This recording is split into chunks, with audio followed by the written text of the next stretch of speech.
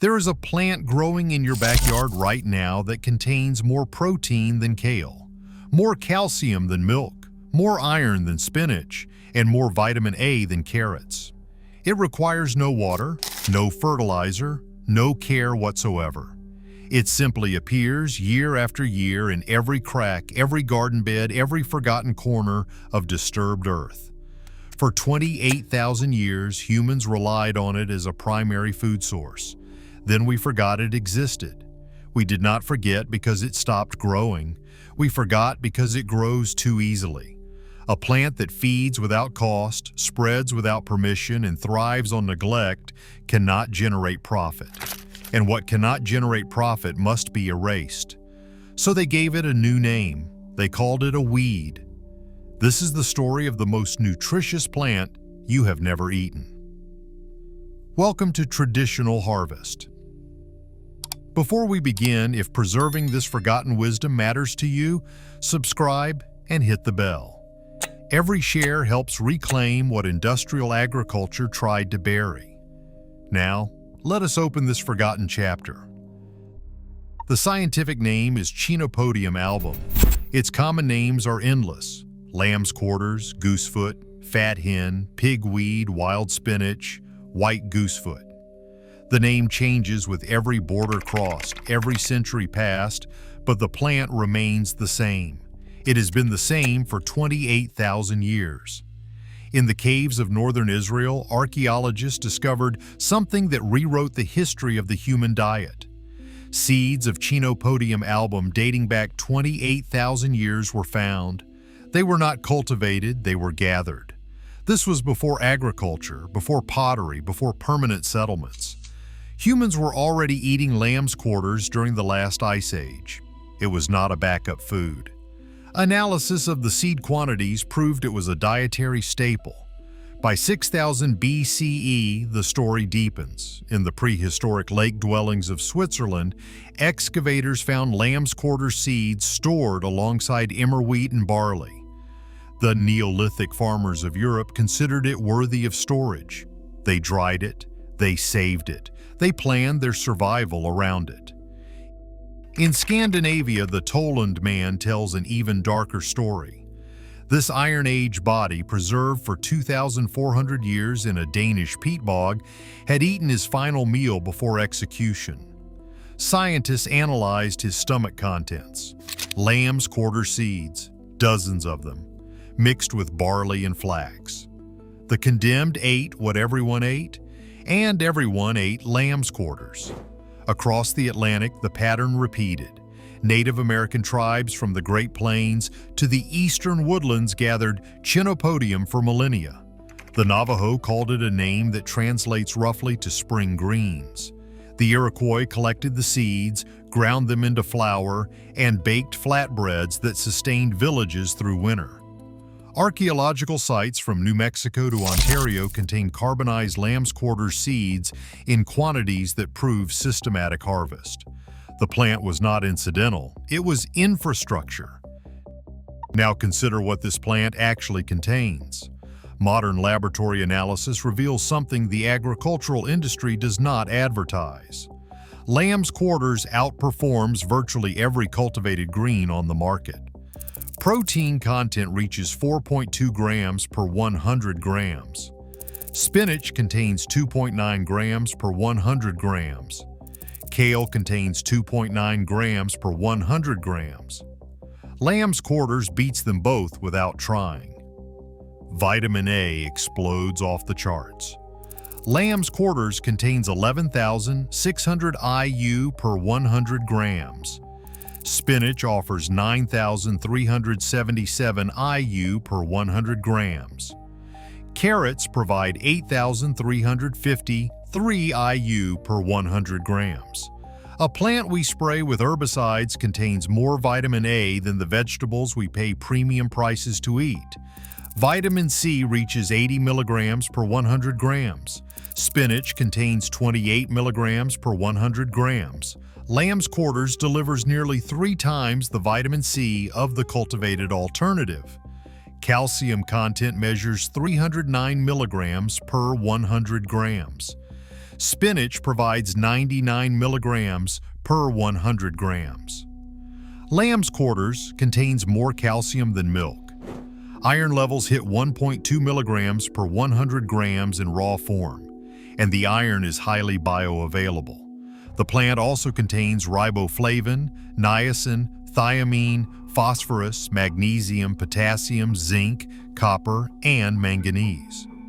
It is a multivitamin growing wild in your garden. And unlike spinach, lamb's quarters contains lower levels of oxalic acid. Oxalic acid binds to calcium and iron, preventing absorption. Spinach is notorious for this. You eat spinach for iron, but oxalates block much of it. Lamb's quarters delivers nutrition your body can actually use. The leaves can be eaten raw in salads, steamed like spinach, sautéed with garlic, or added to soups. The seeds can be ground into flour or cooked like quinoa. In fact, lamb's quarters is a close relative of quinoa. Same genus, same family. Quinoa costs $12 per pound at health food stores. Lamb's quarters grows free in sidewalk cracks and is sprayed with Roundup. Here is where the story turns. A plant this nutritious, this reliable, this freely available should be cultivated everywhere. Instead, it has been systematically classified as a weed and targeted for destruction. USDA lists Chenopodium album as a common weed of cultivated fields. Extension offices publish control guides. Chemical companies sell herbicides specifically formulated to kill it. The same agricultural system that sells you pale, nutrient-depleted spinach grown in monoculture rows teaches farmers to poison lamb's quarters on sight. Why? Because lamb's quarters cannot be controlled. It produces up to 75,000 seeds per plant. Those seeds remain viable in soil for up to 40 years. 4 decades. You cannot eradicate it, you can only suppress it temporarily, and suppression requires chemicals purchased annually. The herbicide treadmill generates profit, the plant does not. Lamb's quarters also grows without irrigation. It evolved in disturbed soils, roadsides, field edges, and waste places. It thrives on neglect. While industrial lettuce requires precise water management, fertilizer schedules, pest control, and careful timing, lamb's quarters appears on its own. You cannot sell inputs for a crop that needs no inputs. The seeds cannot be patented. The genetics are public domain, refined by 28,000 years of natural selection. You cannot own what was never cultivated, so it became invisible. Generations grew up learning to recognize lamb's quarters only as something to pull and discard. The knowledge of eating it faded. Grandparents who survived the Depression eating foraged greens died without passing the information forward. The chain broke, but the plant did not break. It kept growing. Every spring, lamb's quarters emerges in gardens, farm fields, vacant lots, and construction sites across every temperate region on Earth. It colonizes Europe, Asia, North America, South America, Africa, and Australia. It is one of the most widely distributed plants on the planet, and throughout history it has been the difference between survival and starvation. During the Irish potato famine of the 1840s, while blight destroyed the monoculture crop that colonial policy had forced upon the population, wild plants kept some families alive. Lamb's quarters grew in the margins. Those who remembered the old knowledge foraged. Those who had forgotten starved beside plants they could have eaten. During the Great Depression, American families who knew foraging survived on lamb's quarters, dandelion, and other wild greens. The knowledge was common then. Grandmothers still remembered. They taught children to see food where others saw weeds. In World War II, occupied Europe faced deliberate starvation. Nazi food seizures left millions without adequate nutrition. Wild plants supplemented meager rations. Lamb's quarters grew in bombed lots and untended gardens in every space agriculture had abandoned. It asked nothing and gave everything. The pattern is clear. When systems fail, lamb's quarters remains. It cannot be blockaded. It cannot be confiscated. It cannot be destroyed without sustained chemical warfare. It simply waits, producing seed, growing leaves, offering nutrition to anyone who remembers what it is. Today, a quiet rediscovery is underway. Foraging communities share identification guides. Permaculture practitioners celebrate lamb's quarters as a beneficial companion plant. Chefs at farm-to-table restaurants serve it as a seasonal delicacy, charging premium prices for what grows free in parking lots. In parts of India, lamb's quarters never disappeared. Called bathua, it remains a beloved vegetable. Families cook the leaves with spices and serve them with flatbread. Bathua paratha is a traditional dish. The plant that industrial agriculture erased in the West survived in cultures that never stopped valuing it. In Mexico, a related group of wild greens called quilites includes lamb's quarters and similar plants. They are sold in markets and served in homes. The knowledge persisted because the culture refused to let it die. But in the United States and much of Europe, the erasure was nearly complete. Lamb's quarters grows everywhere, and almost no one recognizes it as food. They see it and reach for herbicide. They see it and pull it from garden beds, discarding nutrition that exceeds anything they planted deliberately. The taste itself contradicts the dismissal. Young lamb's quarters leaves are mild, slightly mineral, with an earthy sweetness. Some compare them to spinach. Others say they are superior, less bitter and more pleasant raw. The texture holds up to cooking without becoming slimy. The flavor pairs with garlic, lemon, olive oil, eggs, cheese, and virtually anything you would use spinach for. The older leaves develop a powdery white coating on their undersides. This is not disease, it is epicuticular wax, a natural protective layer. It washes off easily. Some people prefer the leaves before this coating develops. Others harvest all season.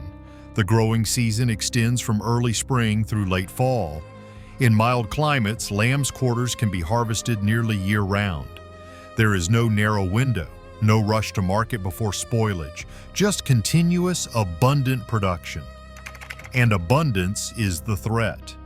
Industrial agriculture functions on scarcity. Scarcity justifies price. Scarcity justifies inputs. Scarcity justifies control. A plant that produces 75,000 seeds and grows without assistance inverts the entire model. It offers abundance without transaction. And abundance without transaction generates no revenue. So they called it a weed. They classified it as a pest. They published eradication guides and sold poisons to destroy it. They trained generations to see a superfood as a nuisance. But the plant does not care what we call it. It grows, it produces, it waits. In every untended lot, in every garden margin, in every sidewalk crack, lamb's quarters offers what it has offered for 28,000 years. Free nutrition, complete protein, vitamins exceeding cultivated alternatives. A survival system refined since the Ice Age. The knowledge is not lost. It is waiting. In every lamb's quarters plant you walk past without recognizing. In every weed you pull without tasting. In every patch sprayed with chemicals that cost more than the food they protect. We did not lose lamb's quarters. We were taught to ignore it. But teaching is not permanent. The plant outlasts the propaganda. Spring comes. The seeds that waited 40 years in the soil germinate. The diamond-shaped leaves emerge, dusted with white powder. The plant asks nothing. It grows in gravel, it grows in clay, it grows where cultivated crops would die. And for those who remember, it feeds. This is what they do not want you to know. The most nutritious green on earth grows free. It outperforms spinach. It outperforms kale. It outlasts industrial systems designed to control food. It has been feeding humans since the Ice Age, and it will be feeding humans long after the last herbicide factory closes. You were never supposed to learn this, but now you know. The weed is not a weed. It is a 28,000-year-old food system perfected by nature, waiting in your backyard. If this knowledge mattered to you, subscribe to Traditional Harvest and hit the bell.